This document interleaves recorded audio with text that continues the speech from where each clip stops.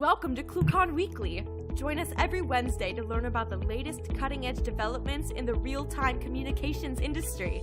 ClueCon Weekly is brought to you by FreeSwitch Solutions. Get support and professional services directly from the creators of the FreeSwitch open source project, solving your issues in the most efficient, stable, and scalable way possible. Get the FreeSwitch advantage. Visit freeswitch.com. Also brought to you by ClueCon, the premier technology conference for developers by developers. Join us every summer in Chicago. ClueCon kicks off on Monday with our annual hackathon, The Coder Games, followed by 3 days of technology-rich presentations discussing telecom, WebRTC, and IoT from developers around the world. To learn more, visit ClueCon.com or call 877-74-CLUE.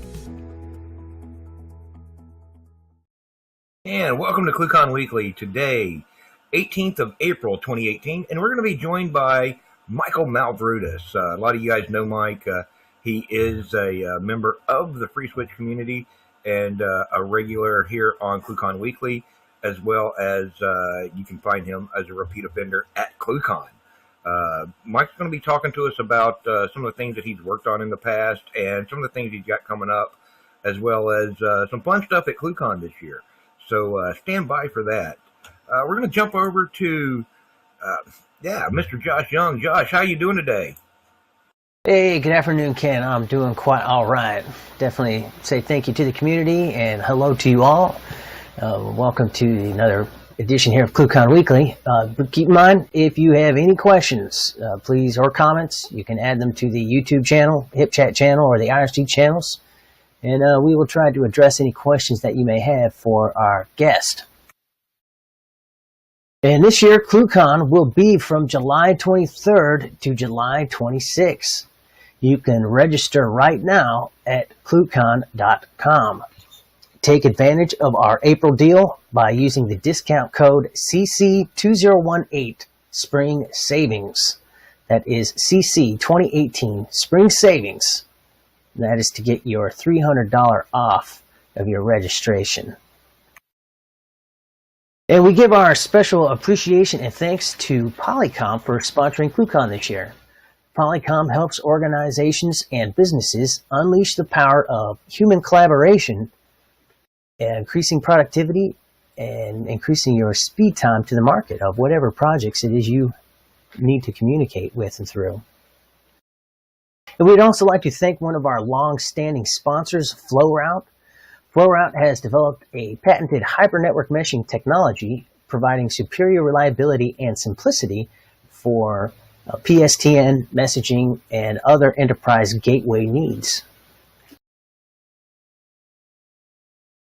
And don't miss the food, fun, and festivities featured by FlowRoute and FreeSwitch. That takes place Monday night of the conference. RSVP for that event when you register. And we are bringing back the boat tour this year, sponsored by VoiceTel. Last year we had a wonderful debut of the tour, cruising up and down the river and out onto the lake for some fantastic views of the city. That is Thursday night, so be sure to make your reservations when you register for the conference. And be sure to check out our newsletter in the upcoming weeks. We will be announcing the first wave of ClueCon speakers next week. FreeSwitch Solutions is now offering virtual training. You can learn the basic FreeSwitch operations from the comfort of your home or office. Email training@freeswitch.com for more information. If you have any suggestions for future episodes you are interested in viewing, you can send suggestions to marketing@ClueCon.com, and we will continue to add various instructional videos periodically, so make sure you check back regularly for updates. And as usual, be sure to like us on Facebook, follow us on Twitter, subscribe to our YouTube channel, and sign up to our mailing list to get these and even more fantastic news and announcements. And thanks for watching the news. Back to you, Ken. All right. Thank you very much, Josh. There's a lot of things going on there. So you guys check out all those things that Josh was talking about. And if you have any questions, drop us over an email, marketing@ClueCon.com, and somebody will answer your question on those. Next, we're going to go over to Jersey Mike and Mr. Brian West for Community Corner. Hey guys, how y'all doing today? Great. Hello. So we have a really interesting question for Community Corner this week. It's one that's been around for quite some time. David Witham asks, FS Core 19392 doesn't say if the crashing related to enabling REL 100 was ever fixed. Can anyone confirm whether it's now safe to enable 100 REL support? There's only one scenario that it will crash in, and that is forking with a proxy. So if you're talking directly to a provider that doesn't do that, you should be safe to enable 100 REL. That gives you reliable transmission of the 1XX for 100 trying 180, 183 responses to your provider, which could be helpful in some scenarios, and some providers are requiring it now, it seems. But you should be safe to enable it in almost all cases except for the one where you're talking to a proxy. It will cause some instability and crash. And so for the people that really don't know what that is, can you want to explain a little bit more in depth exactly how that works? In what context? With a proxy or just 100 REL in general? No, 100 REL in general. Okay. So it's provisional, reliable. It's Provisional Response Acknowledgement is what it stands for. It's a PRAC, and it allows, for example, to reliably ensure that the 180 or 183 make it to the other side, because those are not acknowledged. So there are some cases where you could have one-way signaling where those never get acknowledged, and you wouldn't even know that until the 200 OK comes through and the call times out and then hangs up. This allows that to be discovered a lot sooner in the dialogue than after the 200 OK, which you've probably seen people with phone calls that are one-way audio and then hang up after 30 seconds. That kind of scenario wouldn't happen in a scenario where 100 REL is enabled, because you wouldn't have the provisional or the PRAC, and the call would tear down sooner rather than later. And so by default, the settings off by default. Yes, we do have the setting off by default. It's a scenario that we've had difficulty. It's one that's hard to replicate in the lab, so it's not something that we've focused a lot of effort on. We've corrected all of the scenarios that just involve free switch without a proxy, but that one scenario with forking with a proxy, we've not put a lot of resources into fixing it yet. Okay. Interesting stuff, Ryan. Thank you so much for coming and You're answering the question. And back to you, Ken. All right, cool. Thank you very much, Mr. Mike Mavroudis, and thank you very much, Brian.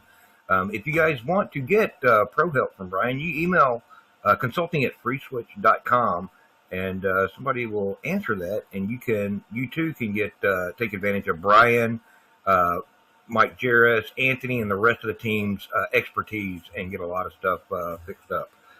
I know it's come in handy for me in the past, and those guys are great. So check them out. So this week, you guys have, for several weeks now, several months now, you guys have been seeing Mr. Michael Mavroudis talk to our guest. But this week, we're going to turn the tables on him a little bit, and we're going to drag him in here as the guest. So, Mike, how are you doing today? Great. I'm doing fine, actually. You know, what's really funny is when we first started talking about this, it was going to be, okay, so how are we going to do it? And am I going to be on this side? Am I going to be on this side? So Yes. I'm very much looking forward to it. As you know, I like speaking to people, right? And more than anything else, I like speaking to the different members of the community and the Free Switch team and other related communities. I'm an enormous open source advocate, and my Hey, speak up a little bit. We're having a hard time hearing you. Okay, so I'm an enormous open source advocate, and I believe in the power of open source and how it's changed the world. I build infrastructure based on various open source projects, predominantly Free Switch. and have had an entire change of lifestyle based on it. That I owe the FreeSwitch team and the other teams my life, essentially. So I'd like to thank everyone for all the code that they've contributed. Sure. So how did you really get started with this open source VoIP stuff?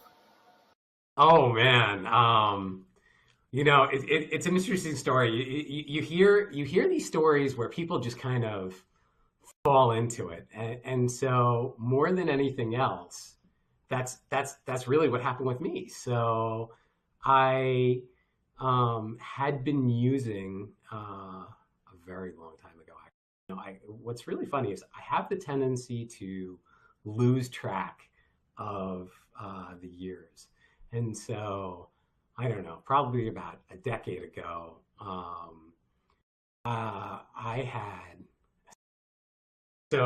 maybe about 12 years ago, I was running a business, and we had in a via phone system that basically the line cards were all filled up, and we couldn't fit any more extensions. And I was the COO of the company, and we needed to go to bid for a phone system.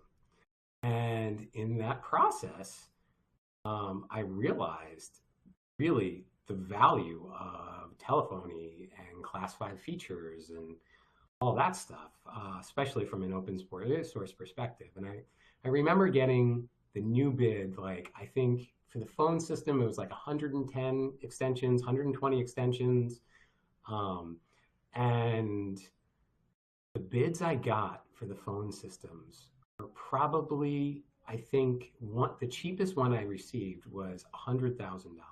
The most expensive one I received was probably around $400,000. And I'll never forget, I was talking to the sales rep for the company for the $400,000 one. I'll tell you what, it was ShoreTel, right? And so ShoreTel said, well, the licenses, the phones will be $400, and then the license for the phone will be another $400. I'm thinking, oh my God, how is that? The price per extension is essentially $800, and it just, to me, it didn't make sense. And so I did some Googling, and I came upon the asterisk. Went to the website. We all yeah, went to the website and started reading on it. And I went out to bid for phones, and I bought all Polycom 300s, and put together the system. The system ran. It didn't run great, and it was an entire learning experience. So very quickly, I started learning about telephony, and over a several-year basis, over maintaining the system and managing it, I learned a fair amount. And so one of the major companies we ran was a healthcare-based company, and that healthcare-based company changed when the healthcare landscape changed in the country. And that company essentially became somewhat insolvent, not entirely, but for the most part. And I realized that essentially we always had this model, and the model was if you work in restrictive markets and barrier to entry markets, they're good markets to work in. And so telecom is another market, and I had the experience of working with a system, and we all know that's nowhere where becoming a VoIP provider starts. That's just running a class 5 feature sets, PBX type stuff. And it just, over a couple of year basis, I started writing systems and working on them. And so my first network was based entirely on FreeSwitch. And so it was the services we were offering. This is several years later. The services we were offering was origination, termination, and SMS. And so I think that the company that I was interconnecting with, I was probably one of the first customers with SMS there. And so we used mod SMS, which I bet to this day they were using on their end. And so we were using simple messaging across mod SMS. And so that method of interconnection with that company stayed in there for a couple of years. Eventually, it turned into something a little bit more sophisticated. I'm very proud to say that I've been doing SMS for. Yeah, you're getting really quiet, Mike. I don't know if it's your mic or you're just talking quiet, because you start out real loud and then you get real quiet. Let me increase my input. How is that? Is that better? Yeah. Okay. So it kind of went along, and then one day I got an email from Brian West, and I didn't even know Brian at all, and I hadn't really spoke to any of the members of the Free Switch team, and it was just this input and recommendations, and I remember looking at it and being like, "Wow, this guy is one of the authors of Free Switch," and then just saying, I got to email back and forth with him. And so I got to know Brian a little bit, and that convinced me to go to my first ClueCon. And at my first ClueCon, I as an attendee, I was completely taken back. I was like, there's so many things I can do, and there's so much to learn. And I remember just being completely overwhelmed and thinking, wow, this is amazing. And this is the key for me, really turning this into something special. And so I went, I went back after that first ClueCon thinking, well, I've got to do this. I've got to do this. I've got to do this. I've got to do this. And really, it wasn't just the presentations from ClueCon. It was all the things surrounded. It's all the things that surrounded it. It was the people I was networking with. It was, talking to you, Ken. It was, talking to everyone else and just learning so much. And so, just that the ability to, and this is the true power of open source, the ability to speak to a software author is staggering. Nowhere else in the commercial world will you ever see that. I guess if you had a contract with Microsoft for $10 million a year, you could probably get to some of the guys writing the software, right? But to get the knowledge and experience and recommendations for the people who are actually the authors, that is one of the most powerful things in the world. And so, it's really, it's such an opportunity on so many different levels. And so, I think I realized at that point, I went to every ClueCon. And then after I went to every ClueCon, I started thinking, okay, what else can I go to? And then I went to, maybe 4 years ago, I went to, just completely last minute, 2 weeks before, I went to Camellia World in Berlin. And, I had been using Camellia for some time, and working with Fred for probably maybe a year or two on some configs.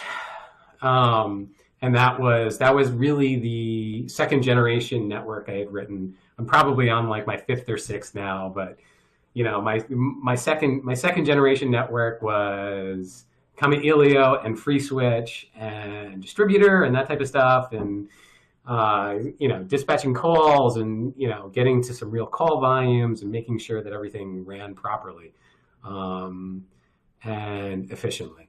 And so after doing that, I learned more out there, and then I went to Open SIPs, and I went to, more recently, we were at IT Expo.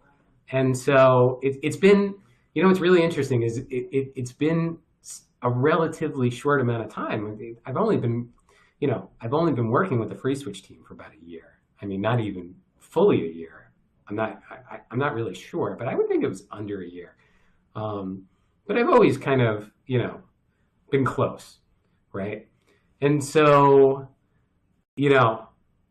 it was really, I would try to help out in ways, like I remember doing bug marshalling, and in bug marshalling, people don't like bug marshalling. I love bug marshalling. I never had enough time to do it, but you learn so much. I remember an interaction I had with Travis Cross. And so I was talking to Travis Cross on IRC about, the compilation process. And I was thinking, oh my God, I learned so much in a 15-minute period of time. And he helped me out so much with understanding, what was happening. And you started, I started looking, a lot more at the code, and you gain so much information. So if anyone's out there, everyone should bug marshal. If you're serious, bug marshal. There is never enough bug marshals. We need more bug marshals. When I get to the point where I have some more free time, I'm going to bug marshal because I learn, it's cool, and I learn.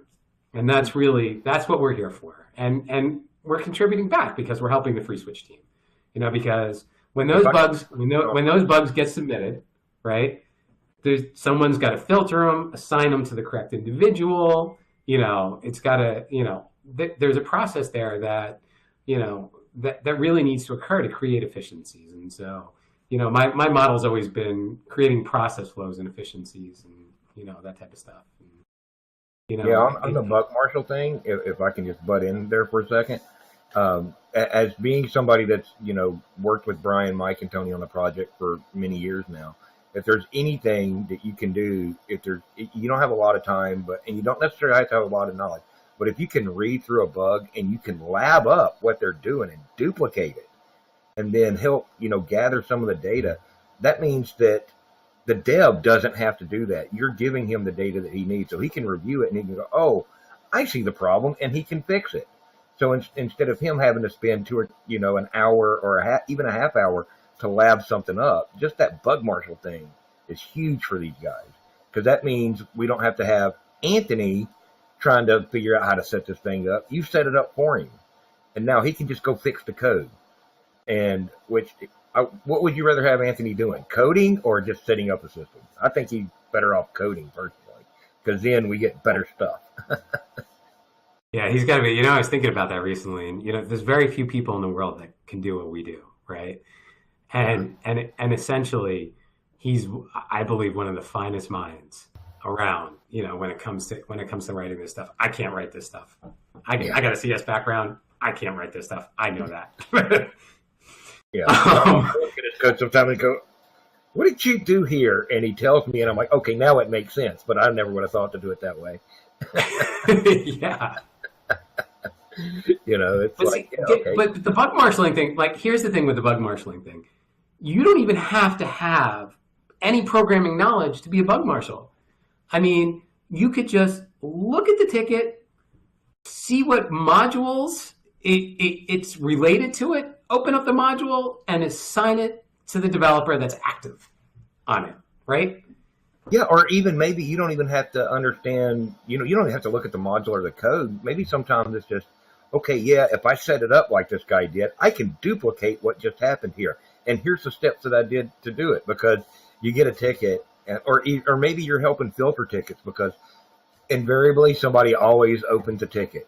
Free switch crashed. Okay, what did it do? What caused this?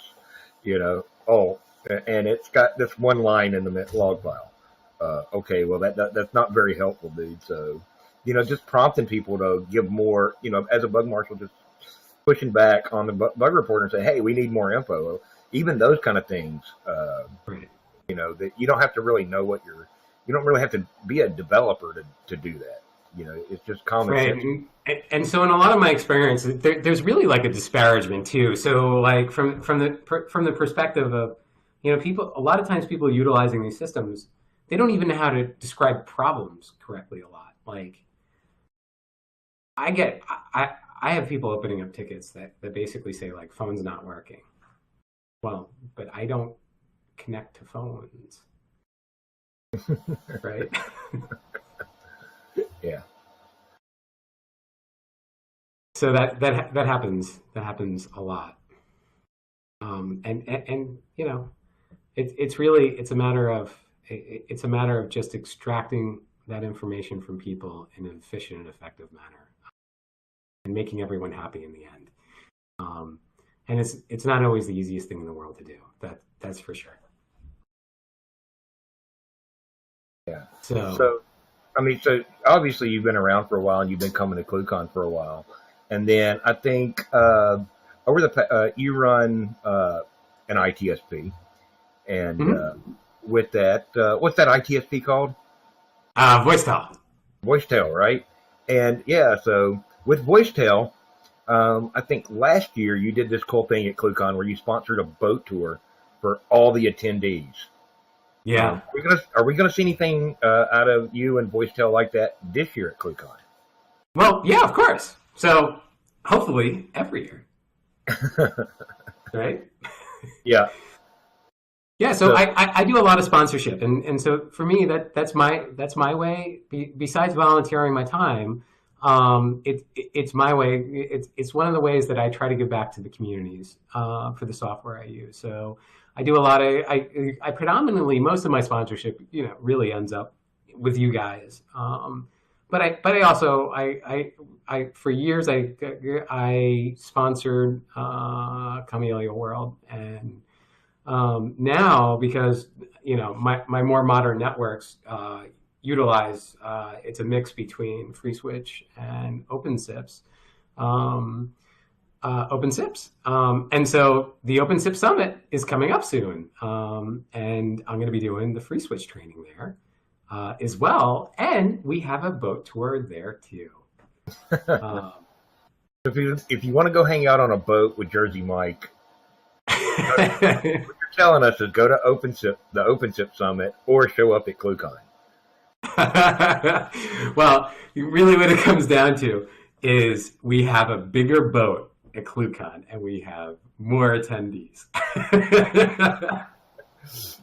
But on the OpenSIP side, we are in a really cool area. So the boat tour there is actually, you know, for ClueCon we have the, you know, architectural tour, which you know we go down Lake Michigan, and you know you kind of get like a description of all the buildings and stuff, and so there is some unbelievably well engineered and architected buildings, just beautiful buildings, all these residential high rises, and it's a mix between, you know, buildings that are 100 years old and buildings that are 5 years old, and when you put it all together, it's just, you know, aesthetically beautiful.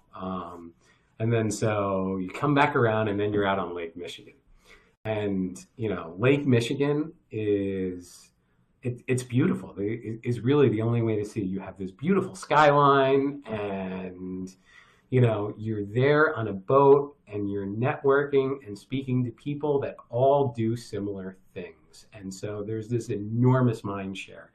But we're doing it in a social manner, which is, you know, it's not stressful, it's entertaining. It's, you know, it brings in every aspect. And so that's the other part of ClueCon, is besides being an enormous educational place where people can really find out everything about FreeSwitch, you know, there's a great social aspect to it too. And so, you know, one of the things I hear all the time is the stories. You know, every year there's different stories.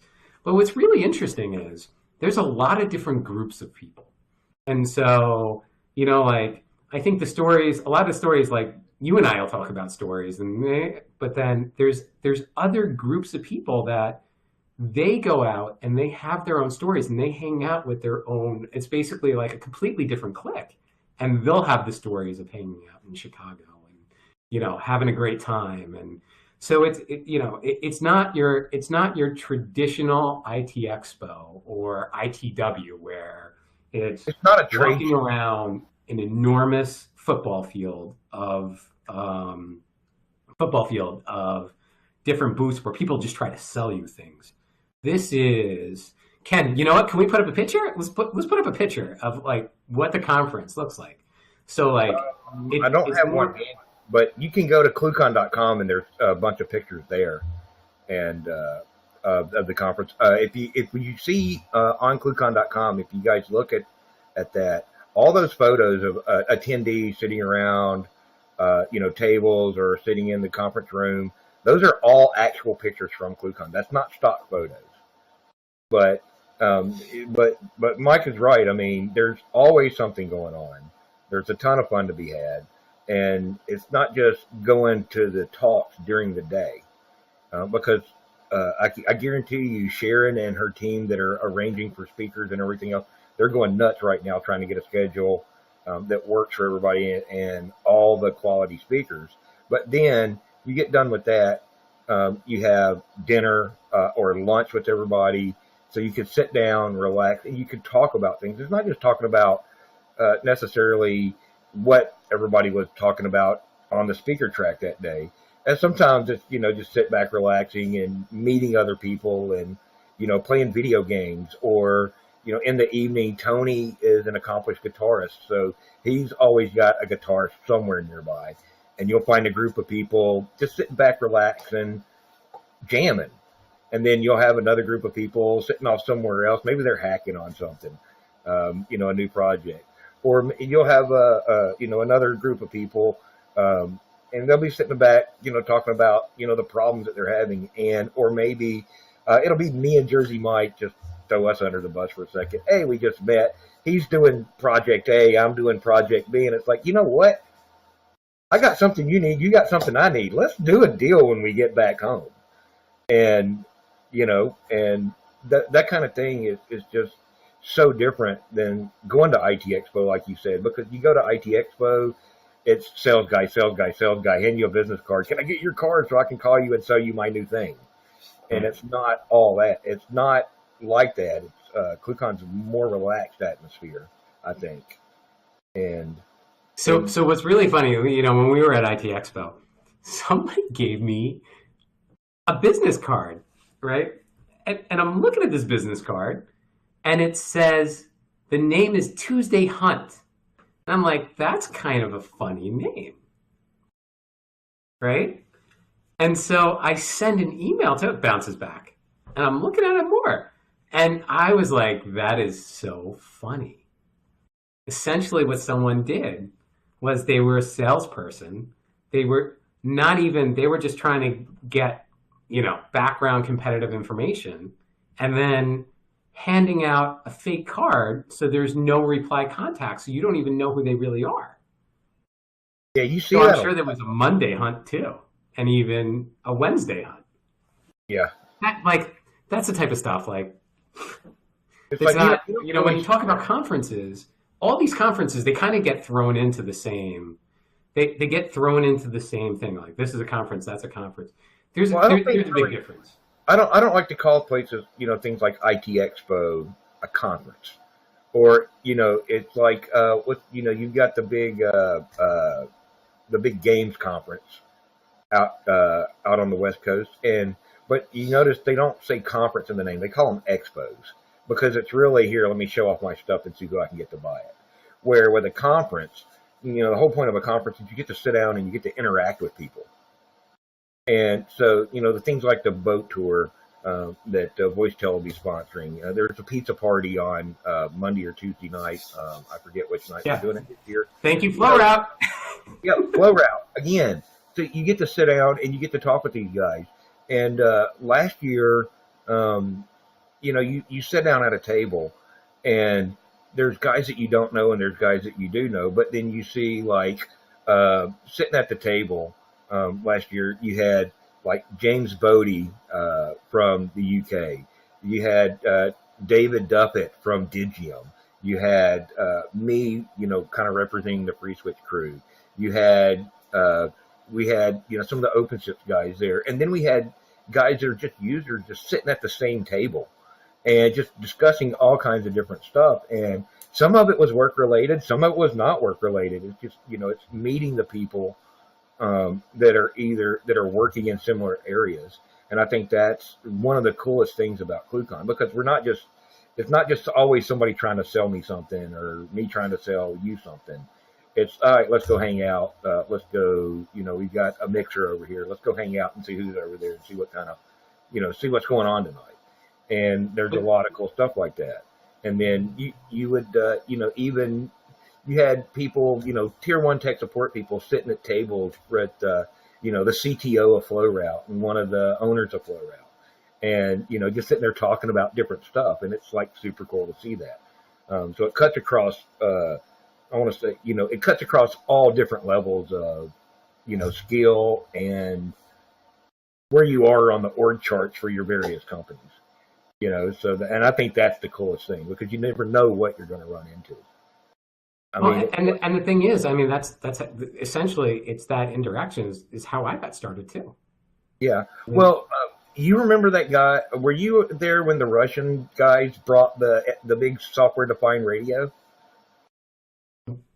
I don't think so. What was about was it? 4 or 5 years ago. These Russian, I can't remember the name. Oh, is that when we try to intercept the payphone? No, that was the guys. They had brought, SDR, software-defined radio, is a big deal now, because you could just in software with some of the DSP chips, you can pretty much transmit or receive on anything. And so I remember that. So that was what they were using.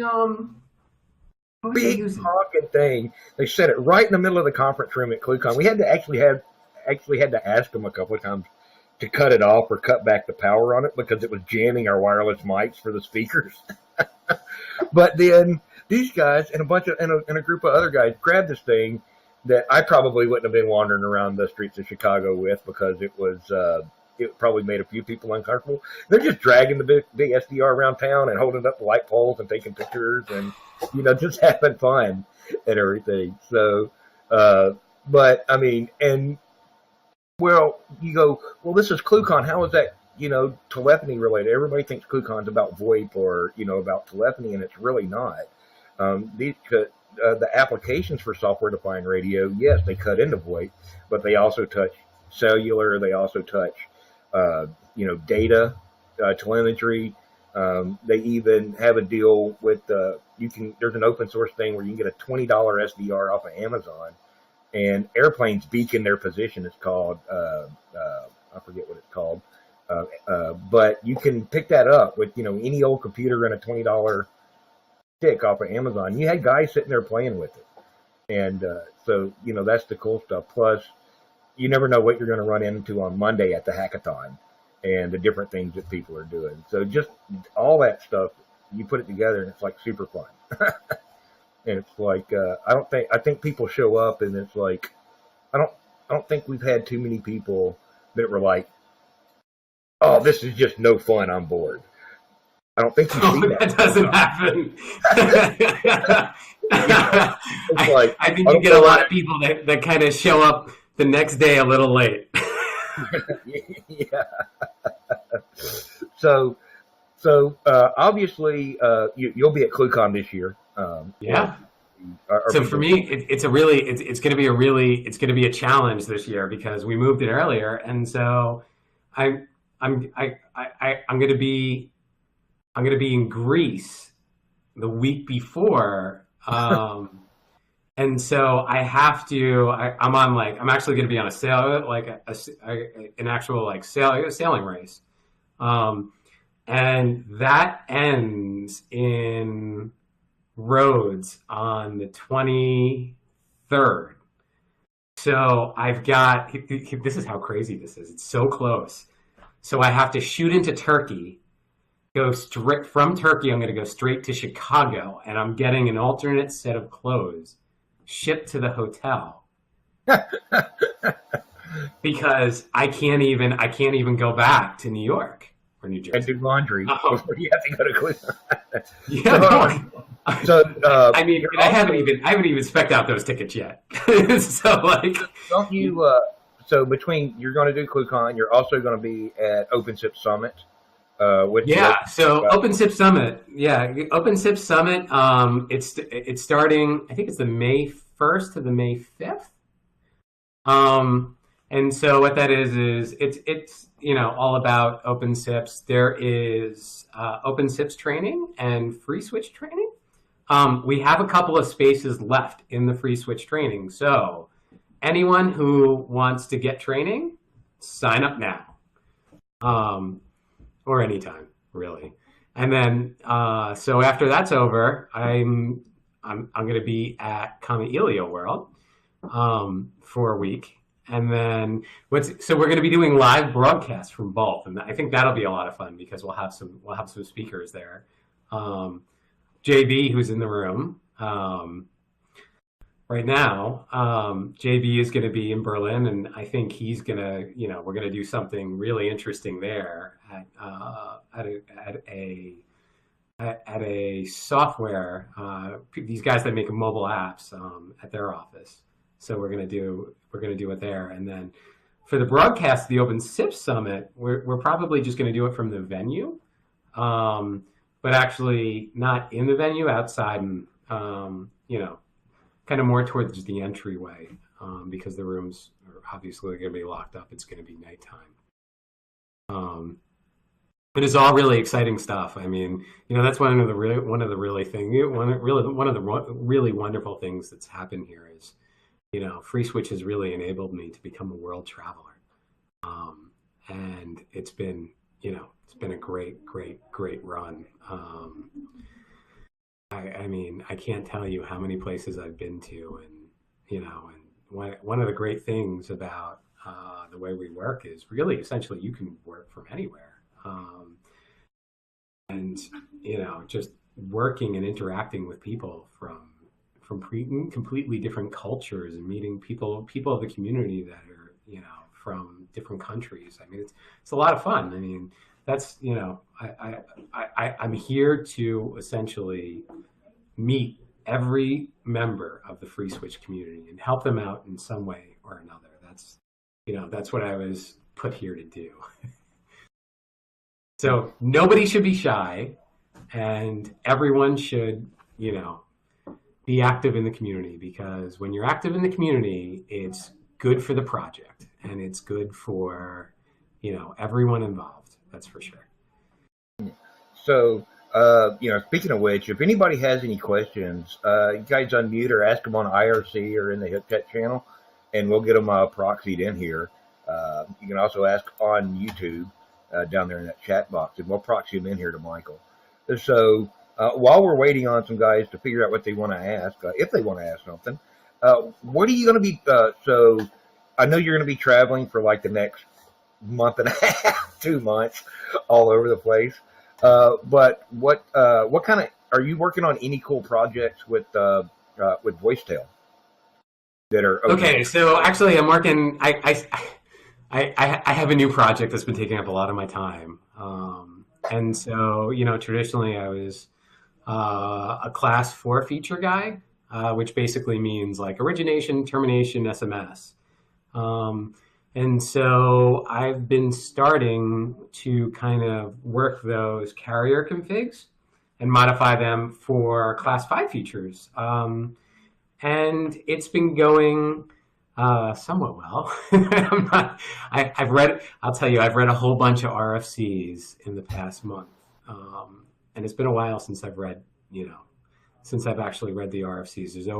There's always something that's interesting to be found, but class 5 features, so like PBX type features, PBX features are way more complicated, and so we have some guys in the community like Mark Crane and Darren that have done an exceptional job at creating class 5 features.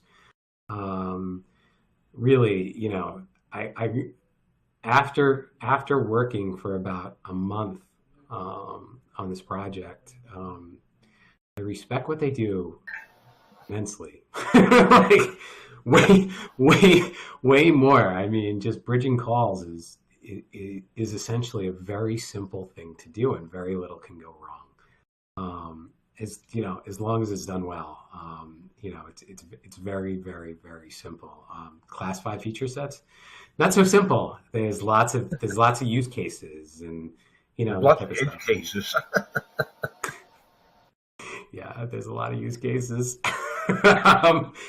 And so you knock these things off one by one and do lots of testing and all that, and it's the normal process flow of creating good services, and services that scale. I mean, that's the real challenge is creating services that scale. So how do you get 50, 100, 200,000 extensions on a relatively slim device?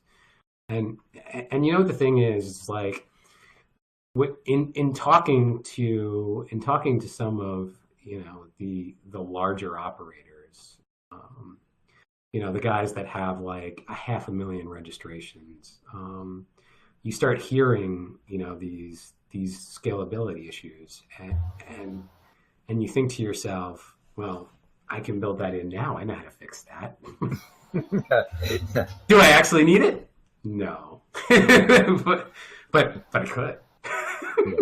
And that's the ultimate engineering part, right? Because that's always the fun part, But what's that? That's always the fun part, is building into scalability, because you always run into fun stuff to consider on that. And we can things like OpenSIPs can pump 1 million SIP packets a second, but then you sit back and you start looking at it, but you're not doing a lot of stuff. You're just proxying packets through at that point.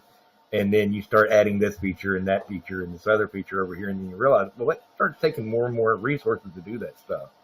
And that's where guys like when you're doing stuff like that with FreeSwitch, that's where guys like Anthony come into play. Or with OpenShift, that's where guys like Bogdan and LeView come into play, and the rest of those guys, on both teams there. It's like, okay, now I need to put these guys in the same room, and let's figure out what we're really going to do here.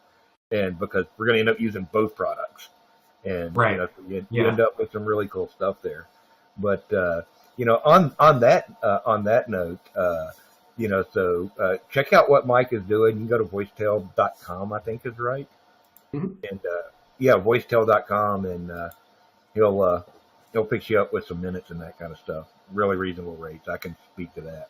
Yeah, and so the other project, which is actually kind of really cool, that so one of the things I've always been really interested in is IMS. So like, I love IMS stuff, and so I've been trying to figure out how to really get into the IMS game, and I've probably been trying to figure it out for about a year or two now, and it's not. It's something that can be done, but the question is, how can you do it in a way that makes sense? And that's the real challenge. I remember talking to some of my underlying carriers, like telling them that I was thinking about doing it, and they go, "Oh no, don't do it." I'm going to reserve comment on IMS because I've had to deal with it in the past. Right, so there's got to be a way, and so essentially, I've been trying to find ways to essentially do it with a strong fiscal model, and that especially when you're talking about I remember when I first look at it, you got to put up $1 million note, right? Just to get in there, and then all of a sudden the profit ratio is nominal, and it's like you're never gonna you have to have so much volume just to make back that initial note that there's no financial model that makes sense, and so it's very challenging. But there's some guys in Europe that have done an exceptionally good job at doing it. Because I think that the providers out there are a little bit less stringent. But there's some guys that did really, really impressive things. And I've always if you see I'm always talking about IMS. I mean, I love IMS stuff. To me, there's nothing more interesting. Well, speaking of, some of these guys in Europe that have been doing some IMS stuff and have been doing, like some mobile stuff in the past, one of them actually wants to ask you a question. So I'm going to get Mr. James Bodie in here. Hey, JB, how are you doing? Hello, James. Uh-oh. I don't know if he can hear us. So James is one of the guys, for those viewers out there, James is one of the guys that has done IMS and mobile exceptionally well. Yes, he has. I think a constant source for me, constant source of information. So he's one of the guys that I love talking to because I'm always learning something new. And he's got a really interesting project. Yeah, I think we'll be talking about it in a couple of weeks. James wants to ask you a question. Let's see if we can get his media worked out. Because he's apparently unmuted, and I think he's trying to get in here, or he may be hanging up and calling back. But yeah, so let's let James address a technical issue there, and then we'll get him in here and get him to ask the question that he wants to ask. But for you guys that don't know James was with TruePhone for a while. He's on to another project now, and I think we'll be having him here in just a minute. He's done a lot of stuff in this whole market. Plus, speaking of James and ClueCon, he'll be back this year with Dangerous Demos. So we'll get him in here in just a moment. I'm back. Oh, there he goes. Let's get James. Hello, James. How are you doing? Yeah, I'm really well. The reason I dropped out was my AirPods ran out of juice, which is very tedious. It's the first time I've ever managed to completely drain them, but then again, I was completely misappreciated the start time of this conference, and I was here about 2.5 hours early. So there we go. Anyway, would you like me to say a little bit about dangerous demos at ClueCon? Sure, absolutely. Okay, well, dangerous demos is one of the fun things that we started doing it, 5-6 years ago. And it particularly takes into account the sort of people that go to ClueCon. Just about everybody who goes has some kind of practical capability.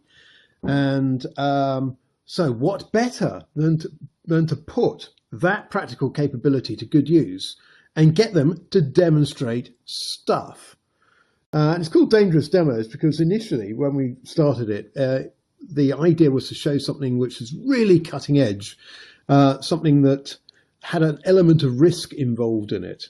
But over the years, it's kind of evolved a bit. So now we don't just give one prize, we give 4 prizes in the main classes, and then with some supplementary prizes as well. The 4 main prizes are the big one for the most entertaining demonstration. Note there's a certain element of theatre goes into all of this, together with ramping up the danger quotient. All that sort of thing scores you lots of extra points.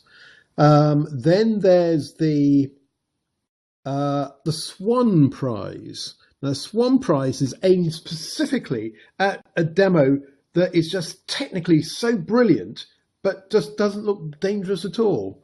And we invented that class mainly for Mr. Anthony Minasala, who year after year kept on coming up with the most technically brilliant demos, but they didn't look risky at all because they just worked and seamlessly without effortless. So if you can imagine, people have the tendency to like the things that explode.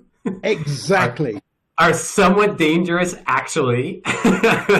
Yeah, and then we have a third class, which is the infamous Crash and Burn Prize. This is for the demo that goes most horribly wrong. And in our time, we've had some brilliant, absolutely brilliant crash and burns. One of my favourites actually is, or was, Mr. Phil Zimmerman, the great Phil Zimmerman of PGP and ZRTP. Yeah, the 10th most influential person in the history of computing, according to Mr. Zimmerman himself. Anyway, he crashed and burnt quite spectacularly, and I thought he was going to go storming off, but then when he realised he'd won a prize, he brightened up a bit, so that was good. Then we have the Audience Vote Prize. That's always good for a laugh, because as you can imagine, in a room full of telecom hackers, there always are 1 or 2 or 10 people who like to have a go at the voting system. And so for that reason, we tend to change the voting system every year. But even so, we tend to get big blocks of votes moving around quite rapidly. And that just adds a certain element of fun and entertainment to the whole thing. And then lastly, we have the... no, we don't have lastly, do we? That's 4, isn't it? I've completely forgotten. I believe those are all the categories. Yes, those are all the categories. But anyway... so did you see Anthony's post about that translation stuff he was doing? The stuff that he demoed last year. Yeah. No. I think it was like last week or something. It had to do... SignalWire we're talking about. Yes. I don't know how much we're allowed to talk about SignalWire, but... I think if it was posted on Facebook publicly, we could talk about that one specific. That would be a good candidate for dangerous demos, right? Well, certainly is. But the problem is I've got a whole load of stuff that I want to demonstrate too. So I was listening to you going, oh, well, I want to do IMS core using FreeSwitch and Gamma Elio and blah, blah, blah, blah. And you know what I've been doing for the last year and a half, Michael? I do. Well, bizarrely enough, doing exactly that. I remember being in Spagos talking about this years ago. You were going, and Andy looked at me and goes, "No, that idea is crazy." Well, no more crazy than doing all the sort of things that you were doing. No, but you know what the thing is? That's what it comes down to. Is a lot of times when people think it's crazy, they just don't fully understand it. Yeah, and so sometimes it's super genius. Yeah, I wanted to ask you how you were using mod SMS, because I never used mod SMS myself, because I always used Gamma Elio to send the SIP simple. And we were doing a converged mobile play, 10 years ago, using the Nokia Series 60 Edition 3 handsets. And we were sending both SIP VoIP and SIP Simple SMS to the handset. Right. And they were totally indistinguishable from the GSM calls. And so it was really, what I did was, it came into FreeSwitch and I handed it off instantly. Well, how are you doing that handoff? How are you connecting to the PSTN, the back end? Are you using SMPP or something like that? Well, okay, so that's how I do it now, right? How were you doing it? Yeah. Not mod dongle and lots of naughty things like that.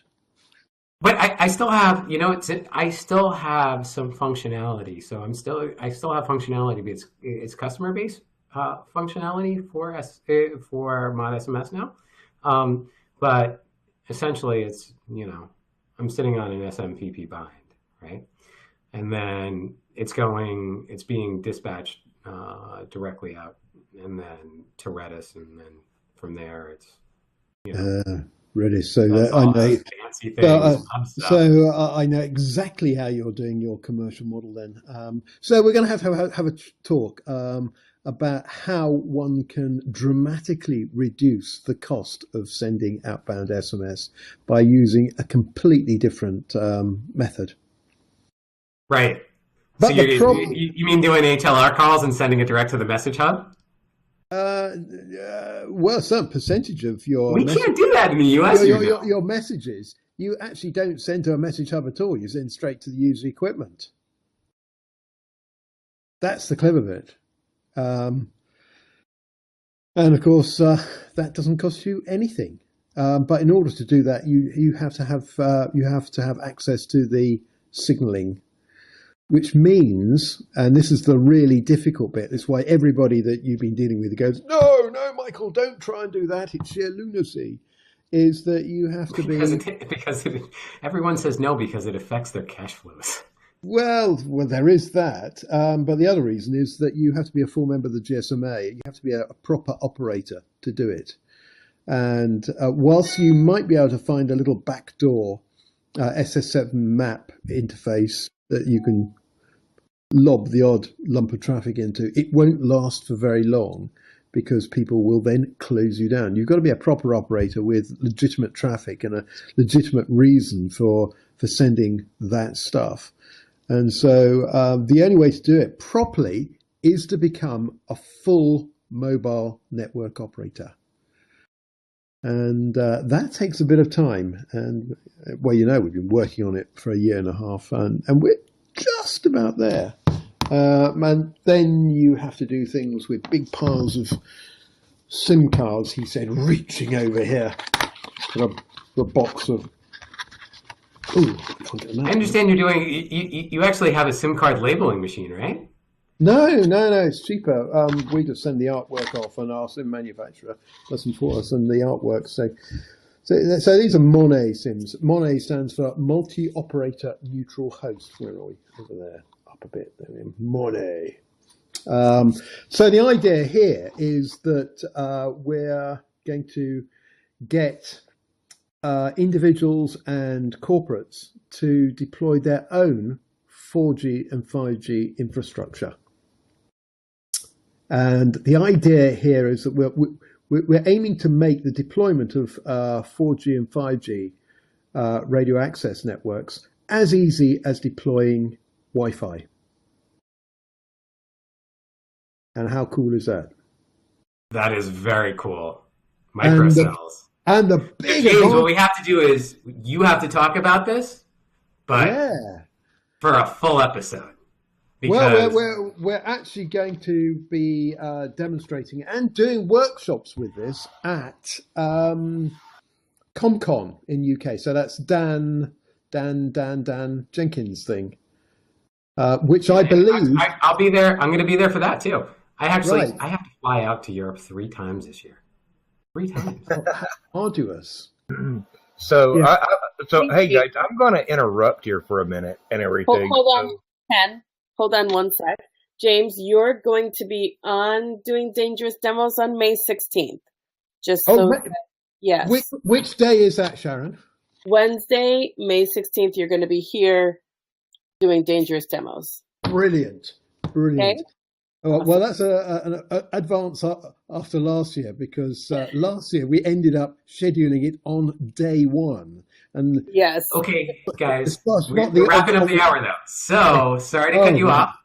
No. You, Ken. No. Alrighty. So hold on. Let me jump in here.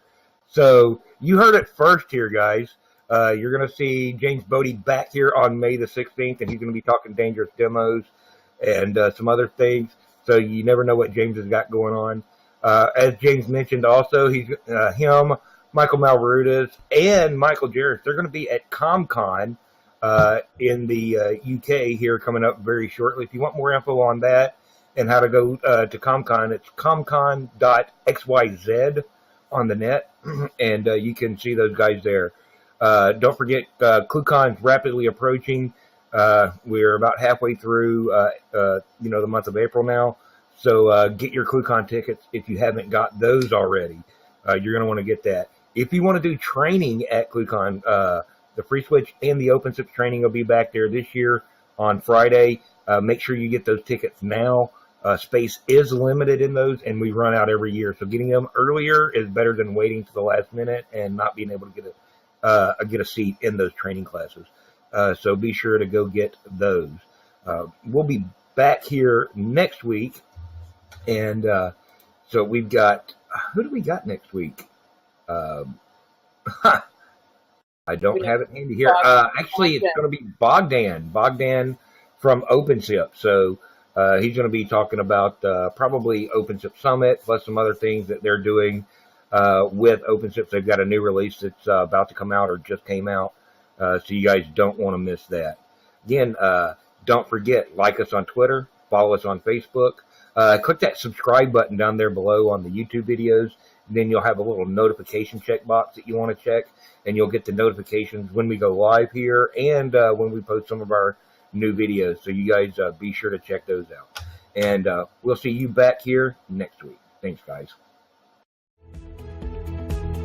You've been watching ClueCon Weekly. Tune in every Wednesday at 12 p.m. Central. Keep up with the latest happenings by subscribing to our YouTube channel, follow us on Facebook and Twitter, or visit us at freeswitch.com.